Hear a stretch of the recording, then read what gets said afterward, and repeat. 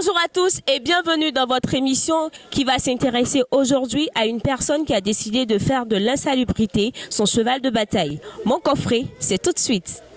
L'abbé Pierre a dit, et je cite, « C'est lorsque chacun de nous attend que l'autre commence qu'au final, rien ne se passe. » Et notre invité du jour l'a si bien compris qu'il a décidé, lui, de s'adonner à l'entrepreneuriat, notamment dans le domaine de l'insalubrité, et à faire de cela son sacerdoce. My Own Business, c'est le nom de sa start-up. Nous vous donnons plus de détails dans notre élément de présentation. Suivons ensemble. Celui qui nous fait l'amitié d'être notre invité de ce jour est un personnage au parcours atypique. Titulaire d'une maîtrise en gestion des stocks, cet hominidé aux allures des hommes du Sahel, connu sous le pseudonyme de Long John à l'avenue 11 rue 23 dans la commune de Trècheville, va exercer de petits boulots en tant que peintre en bâtiment, apprenti maçon, chauffeur de Woro Woro. Après tous ces métiers exercés, il réussira à intégrer en 2002 la CEDEAO en tant qu'assistant contrôle des stocks, puis en 2006 l'ONU en tant que directeur des services achats pour l'Afrique de l'Ouest. Fort de ces deux expériences passées dans ces organismes, il décidera de revenir au pays avec une idée en tête, entreprendre. Et c'est cet objectif qui va le pousser à créer en 2016 sa start-up baptisée My Own Business. Alors très chers internautes, je vous demande d'accueillir celui-là même qui a décidé de faire de l'insalubrité son cheval de bataille, Monsieur Adama Keïta.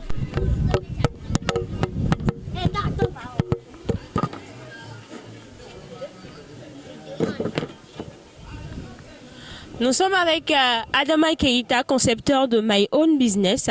Bonjour et merci d'avoir répondu présent à notre invitation. Bonjour. Alors, My Own Business signifie, si je ne me trompe pas, ma propre affaire. Effectivement, ça veut dire ma propre entreprise, ma propre affaire. Avec une autre connotation, ça me regarde. Je suis concerné. Qu'est-ce que je fais? Alors dites-nous, pourquoi avoir choisi ce nom pour votre start-up? Écoutez, vu mon parcours professionnel, j'ai été aussi influencé par cela. J'ai choisi My Own Business. Si j'avais placardé partout à Trècheville en disant c'est mon affaire, c'est ma propre entreprise, personne n'allait faire attention à moi alors que ma cible c'était la jeunesse. Il fallait les accrocher. Donc voilà pourquoi est-ce que j'ai choisi cette mission-là pour les accrocher. Dire le nom de l'ONG en anglais, pour les attirer, pour chercher, qui se demandent pourquoi, qu'est-ce que ça veut dire. Et ceci étant, ils étaient déjà accrochés. Alors, qu'est-ce qui vous a poussé à mettre en place ce start-up? Écoutez, je pars, comme je l'ai dit tantôt, de mon expérience professionnelle. Je suis l'ex-manager au compte de l'Afrique de l'Ouest pour l'ONU du service achat. Donc on m'a appris, moi, à étudier mon environnement, y déceler les opportunités, les boulots, et y apporter des solutions durables ou des solutions alternatives. Donc lorsque l'ONU décide de démobiliser en 2016, je retourne chez moi dans mon quartier et je constate que mon environnement est totalement insalubre. Donc je décide en ce moment-là de prendre ma part en me disant qu'il faut faire quelque chose moi-même. Ça, c'est le premier volet. Le second volet aussi, selon notre étude environnementale sur la petite commune de Trècheville, nous nous sommes rendus compte que les jeunes Ivoiriens n'osaient pas, n'entreprenaient pas, ils étaient tous complexés. Et d'où moi-même j'ai créé ma propre entreprise ici pour leur dire que c'était possible, alors qu'on m'avait demandé d'aller travailler au Mali ou au Libéria, j'avais refusé, j'avais dit que je voulais créer ma propre entreprise. J'ai reçu un ouvrier de dépôt de gaz, le seul dépôt de gaz à Trècheville qui livre à domicile, parce que j'ai eu à étudier mon environnement d'abord. J'ai vu nos mamans et nos soeurs souffrir avec les bonbons de gaz. J'ai dit mais tiens, pourquoi ne pas livrer le gaz à domicile? Donc le problème de l'entrepreneuriat étant résolu, tous mes voisins couturiers hauts de mon magasin, quand je venais les matins, c'était pas du tout beau à voir. J'ai commencé à balayer tous les matins. Je ne m'arrêtais pas chez moi, je balayais chez eux. Et au fur et à mesure, ils ont commencé à balayer eux-mêmes. Je suis allé jusqu'à Bobo Baoulé. En tant que manager, il fallait mettre une méthodologie en place. Je suis allé jusqu'à Bobo Baoulé comme objectif. J'ai été reçu par la chefferie, ils m'ont donné beaucoup de conseils. Je suis revenu. Nous avons mis la méthodologie en place. On avait déjà l'objectif. Il fallait passer maintenant aux activités préparatoires, aux phases de déroulement, aux phases d'initiation et à la phase de pérennisation. Alors dites-nous comment fonctionne réellement My Own Business. Ma Own Business n'a aucune particularité. Notre particularité, j'allais dire, c'est le don de soi. Et notre distraction, c'est le travail. Et tout le monde peut être membre de My Own Business. On n'a pas besoin de ta nationalité, ni de ton âge, ni de ton ethnie, de ton parti politique. Voilà. C'est une action citoyenne. Tout le monde est la bienvenue. My Own Business fonctionne comme toute organisation non gouvernementale, hein, une association, comme une ONG. Voilà. Le projet de My Own Business se limite-t-il qu'à l'embellissement de la rue ou y a-t-il autre chose? Non, pas du tout. Comme je l'ai dit plus haut, My Own Business a plusieurs volets. Le plus important même pour nous, c'est d'amener la jeunesse ivoirienne à oser et à croire et à entreprendre surtout. Je prends juste un exemple. Ce n'est pas parce que vous avez un BTS en informatique que vous ne travaillez pas dans un secteur de l'informatique que vous n'allez rien faire d'autre. Vous n'êtes pas obligé également forcément de travailler dans un bureau. Voilà notre conception. C'est cette conception que nous appelons la mentalité anglo-saxonne. Nous disons non, il faut te lever, étudier ton environnement, déceler les opportunités et les dangers et prendre des actions en contrepartie. Lève-toi, pas toi. C'est ce que nous demandons à la jeunesse ivoirienne. Au lieu de s'asseoir à longueur de journée, nous disons non, il y a autre chose à faire. Notre marigot est plein de poissons, sans ne faut plus aucune. Il y a des gens qui viennent ici, qui se battent 1 an, 2 ans, qui ont des véhicules, qui construisent des immeubles et qui vivent honnêtement. Mais pourquoi pas nous-mêmes? On peut le faire. Voilà le message que nous voulons apporter à la jeunesse ivoirienne. Et également aussi sur le plan de la salubrité. Voilà ce que aussi nous nous sommes rendus compte qu'avec tous les dangers de l'insalubrité, les maladies et la mort, et tout ce que cela peut entraîner, nous nous sommes dit que pourquoi pas envoyer aussi à vivre dans un environnement sain. Parce que selon nous, l'insalubrité de nos villes n'est pas une fatalité. On peut vivre dans la cour commune, avoir des revenus modestes et être propre. Et c'est ce que nous avons démontré ici. Vous êtes aidé par plusieurs jeunes pour la pose de la peinture. Alors comment s'est fait cela et comment vous arrivez à les gérer? Il faut dire que c'est les bénévoles. Hein. Nous sommes partis sur la base du bénévolat. Pour l'embellissement de nos façades, pour donner vie à nos façades, nous avons demandé aux propriétaires des cours de payer la peinture et nous-mêmes nous allons faire redonner vie aux façades de façon bénévole, de façon gratuite. Et c'est ainsi que la jeunesse a adhéré au fur et à mesure. Et aujourd'hui, vous pouvez le constater à Treichville, il y a beaucoup de jeunes gens qui essaient de copier cet exemple-là. Donc voilà la venue du bénévolat. Eh bien, monsieur Adama Keïta, nous avons constaté en regardant votre page Facebook ou encore la page Facebook de votre projet My Own Business que vous avez reçu plusieurs personnalités ici même, dont le premier magistrat de la commune de Treichville, le maire, monsieur Amicha, la ministre Anne Ouloto Désiré et aussi la première dame de la Côte d'Ivoire. On voulait juste savoir si c'était à travers une demande ou tout simplement si cela s'est fait de façon spontanée. Nous avons réussi à forcer l'admiration des plus hautes autorités de ce pays par nos actions. On ne les connaît même pas, ils ne nous connaissent pas, aucune lettre d'audience, aucune lettre, rien du tout. De par notre travail,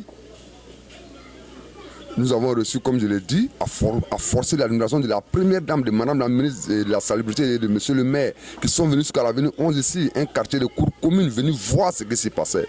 Des jeunes Ivoiriens qui se sont levés d'eux-mêmes, prendre en main le dessin de leur environnement et le changer. C'est en cela que c'était phénoménal. C'était, si vous voulez, du jamais vu. Donc vous voyez, nous avons réussi à renverser la pyramide. La première dame, nous ne connaissons même pas son cabinet. Nous lui disons merci au passage pour ses dons. Merci également à madame la ministre, merci également à monsieur le ministre. Mais vous voyez, c'est ce message que nous voulons lancer à la jeunesse. Pour dire qu'il faut oser, il faut croire. La suite appartient à l'éternel. Ça, c'est notre mentalité, c'est notre façon de voir. Pensez-vous qu'Abidjan peut relever le défi d'être une ville propre comme Accra, Kigali à l'horizon 2020? Je vous réponds sans ambiguïté et avec une conviction profonde. C'est possible. C'est possible. Nous l'avons déjà démontré à l'avenue 11 ici. Vous comprenez? Nous avons trouvé le vaccin ici, à l'avenue 11. Nous disons simplement qu'il faut suivre un processus. Il faut aller par échantillonnage, comme j'ai des difficultés avec ce mot-là. Selon nous, Abidjan est trop grand pour les capacités du ministère de l'Environnement et de la Salubrité. On peut faire 10 ans, 50 ans comme ça, Abidjan ne sera jamais propre. Il n'y aura que des coups d'éclat, de l'effet, mais il n'y aura pas d'impact. Nous pensons qu'il faut aller par étapes. Nous prenons d'abord Abidjan Nord, ou bien Abidjan Sud, Treichville, Makore, tout le ministère des ménages ici, avec tous les ONG. Le vaccin qui a été trouvé à l'avenue, on nous appliquons la même méthodologie à Treichville et la même méthodologie à Makore pendant 1 an s'il le faut, avec l'appui de la collectivité locale. Les maires sont mis à la disposition de madame la ministre. Et tous les dimanches, même les phases de balayage, les maires et toutes les autorités religieuses, politiques, les leaders de jeunes, tout le monde vient balayer comme ça se passe à Kigali. Que la population voit les autorités venir balayer avec eux, ils vont se sentir encore plus concernés. Donc, vous allez dire qu'en un an, vous avez Marcory et 13 jours déjà propres. Vous attaquez Koumassi Port-Boué en un an également, donc disons 2 ans et demi.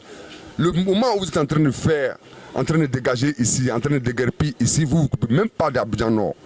Le ministère fait tout ce qu'il a fait ici, tranquillement, avec toute son énergie, avec tout son personnel et toute sa performance et ses stratégies, tout mis en place avec l'appui des ONG comme My Own Business. Et vous allez voir que au moment où on est en train de travailler si 13 jours les Marcory, les gens d'Abobo, les gens d'Adjamé auront les sons et intentions. Voilà ce qui se passe à 13 villes, voilà ce qui se passe à Marcory avec le ministère de la Salubrité. Ils ont tout rasé, tout ce qui n'est pas normal. Ils ont redonné vie aux façades, ils ont parlé avec les populations balaient, le cadre de vie est agréable. Donc quand l'action devient pratiquement pérenne à Marcory, le temps qu'on arrive là-bas, ils vont déjà eux aussi commencer à changer de mentalité. Et après arriver à Abidjan Nord, sera plus facile qu'Abidjan Sud.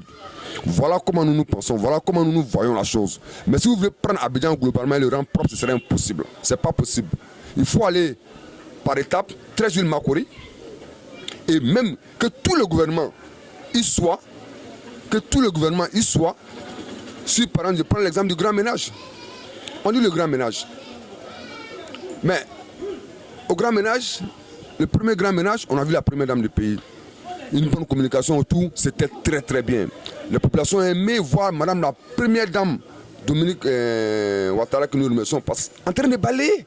Mais ça fait un impact sur la population. Mais après cela, que s'est-il passé au deuxième grand ménage? On n'a vu aucune autorité. Aucune autorité municipale ni aucune autorité politique. Nous disons que non, ce n'est pas possible.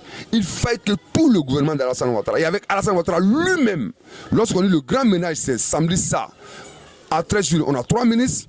À Marcory, on a 3 ministres. En tout cas, le gouvernement se partage comme il peut, mais pour couvrir toute la ville d'Abidjan, en train de curer les caniveaux et balayer avec la population, avec le président de la République lui-même, comme Kagame le fait au Rwanda. Si nous partons seulement comme ça, si 3-4 mois seulement, que le gouvernement se donne la peine seulement de le faire, si 4-6 mois, 8 mois, vous allez voir que la population ivoirienne va adhérer. Les Ivoiriens sont formidables, hein? Ils vont adhérer, ils vont changer automatiquement les mentalités. Ils seront même plus prêts à jeter les ordures. Parce que qu'est-ce que les Ivoiriens se disent? Mais ils nous disent ça, et même ils font quoi? Eux-mêmes ils font quoi? Donc voilà pourquoi l'étude anthropologique est très importante lorsque vous voulez réussir un projet. Quand vous connaissez la mentalité des Ivoiriens, il est assis en train de boire peut-être sa bière ou bien prendre son pot tranquillement et vous lui demandez de balayer, et même ils font quoi? Mais si il part à la télévision et qu'on lui dit ah écoutez, le président lui-même est en train de curer un caniveau, le ministre était en train de balayer, aujourd'hui là c'est le jour de balayage, il n'y a même pas marché. Tout le territoire d'Abidjan aujourd'hui n'a pas marché, tout le monde balaye, ça va rentrer dans la mentalité des gens. Et après cela, il faut mettre en place une équipe de sensibilisation pour pérenniser la chose. Et quelles seraient même les stratégies pour le ramassage des ordures, les stratégies de la mise en place des poubelles. Voilà pêle-mêle des idées que nous on a. Et nous pensons que si nous partons sur cette base-là, Abidjan peut être propre. Abidjan peut être propre globalement, Abidjan peut être propre étape par étape. On se donne 2 ans et demi pour Abidjan Nord et Abidjan Sud, 2 ans et demi pour Abidjan Nord. Donc en 5 ans, vous avez Abidjan qui est propre, mais pour que ça marche, il faut que l'autorité elle-même descende dans la boue comme la population, tous les jours du grand ménage, et qu'ensuite qu'il y ait un suivi, une évaluation des brigades d'alerte de salubrité, que les prestataires de trucs ramassent effectivement les ordures qui sont balayées, que tout le monde s'y mette quoi. Et c'est comme ça que ça va marcher. Nous sommes à la fin de notre entretien. Qu'est-ce que vous pouvez dire? Quel est le message que vous pouvez adresser à toutes ces personnes qui vous suivent? Toi qui es à Broma côté, tu me regardes. Toi qui es à Bobo Rai, tu me vois. Toi qui as commencé, c'est sûr que tu envoies sur Facebook. Toi qui es à Djoufou, partout ailleurs, jeunes gens, levez-vous. Prenez en main le dessin de votre environnement, cadre de vie. Personne ne viendra le faire à votre place. Et vous le faites, c'est à votre avantage. Hein? C'est pour votre santé, c'est pour la santé de vos parents, c'est pour la santé de vos enfants. Levez-vous, osez, croyez, la suite appartient à l'Éternel. Nous l'avons démontré ici. Nous-mêmes, nous nous sommes levés et nous avons réussi à changer le cadre de vie de notre environnement jusqu'à forcer l'admiration des plus hautes autorités de l'État qui sont venues nous encourager et nous féliciter. Vous comprenez? Donc c'est possible. L'insalubrité de nos villes n'est pas une fatalité. Ce n'est pas non plus une question d'argent. C'est juste changer, vouloir avoir une certaine conviction et s'élever. Donc je vous en prie, jeunes gens, faites votre part. Commencez, arrêtez les critiques sur Facebook. Levez-vous, curez vos caniveaux, battez-vous, faites ce que vous pouvez faire, vous avez à faire. Et on verra ce qu'il va rester pour l'autorité. Tout le monde entier verra. Pourquoi pas, quand le monde entier verra, peut-être que le gouvernement va réagir. Mais si vous ne levez pas, ça va rester comme ça. Et qui vit dedans? C'est vous, c'est pas eux. Voilà, levez-vous, battez-vous. Balayez, nettoyez tout ce que vous pouvez. Tout ce que vous ne pouvez pas, allez-y, déverser ça devant la mairie de commencer, s'il le faut. Voilà, ce n'est pas un acte, une incitation à tout. Mais faites votre part. Quand vous allez faire votre part, la part de la collectivité locale restera en nu. Et on va voir, en ce moment-là, vous allez voir que même le gouvernement de Côte d'Ivoire peut réagir rapidement. Mais si vous restez comme ça, vous êtes dans cet état d'insalubrité-là, c'est un danger pour vous et c'est un danger pour vos enfants. C'est malheureux, mais ne pensez pas que quelqu'un viendra le faire à votre place. Ça, je vous le dis. Personne ne viendra le faire à votre place. D'où notre ONG, My Own Business. Fais ta part toujours. Quand tu finis de faire ta part, tu peux mieux revendiquer. Donc, jeunes gens, voilà le message que je veux vous donner. Si nous, on a réussi, vous pouvez le réussir. Je vous remercie. Nous retenons de cet entretien que tous les Ivoiriens peuvent s'autoproclamer ambassadeurs de la salubrité et redorer l'image de la Côte d'Ivoire. Nous étions aujourd'hui avec M. Adama Keïta, concepteur de My Own Business. Mon coffret pour aujourd'hui, c'est terminé. Nous vous donnons rendez-vous pour un autre numéro. Nous disons toujours merci à toutes ces personnes qui nous écoutent, qui nous suivent et qui nous envoient en inbox des messages d'encouragement. Merci à tous. Bye bye.